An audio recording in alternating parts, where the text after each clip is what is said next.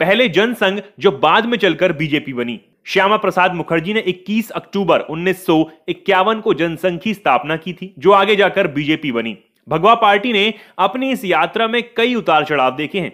आज भले ही बीजेपी का परचम देश में लहरा रहा हो, लेकिन एक समय बीजेपी दल कांग्रेस के आगे बौना था। देश में बीजेपी की पूर्ण बहुमत की सरकार है, 18 राज्यों में सत्ता पर काबिज है। 18 में से 12 राज्यों में बीजेपी का अपना मुख्यमंत्री है, बाकी के 6 पर सहयोगी दल के तौर पर सत्ता में भागीदारी है।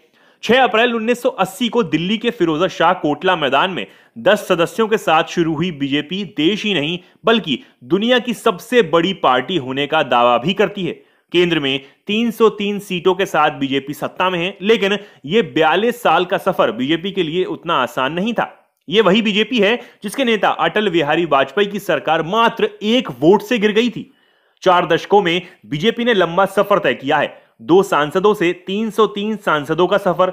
अपने पहले चुनाव में बीजेपी को 1.82 करोड़ वोट मिले थे, जबकि 2019 के आम चुनाव में बीजेपी 22.90 करोड़ से ज्यादा वोट हासिल किए। सत्ता के शिखर तक पहुंचने में बीजेपी को 18 साल लगे। बीजेपी गठन के 10 साल के बाद बीजेपी अपना पहला मुख्यमंत्री बनाने में सफल रही। भैरों सिंह शेखावत बीजेपी के सबसे पहले मुख्यमंत्री बनने वाले नेता हैं, जिन्हें जनता दल ने समर्थन किया था। मार्च 1990 में बीजेपी एक साथ देश के 3 राज्यों की सत्ता पर काबिज हुई थी, जिनमें राजस्थान, मध्य प्रदेश और हिमाचल प्रदेश शामिल थे। 1996 के लोकसभा चुनाव में बीजेपी सबसे बड़ी पार्टी बनी। अटल बिहारी वाजपेयी के नेतृत्व में केंद्र में सरकार तो बनी, लेकिन सिर्फ 13 दिन में ही गिर गई।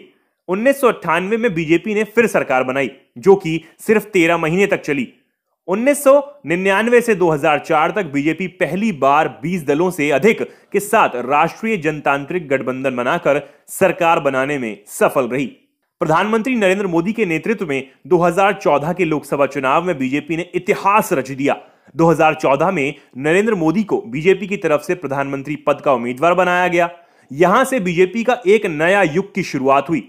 अमित शाह के पार्टी अध्यक्ष बनने के साथ ही बीजेपी के युग की शुरुआत हो गई। इस खबर में इतना ही। ऐसी ही तमाम खबरों को जानने के लिए हमारा चैनल अभी सब्सक्राइब कर लें।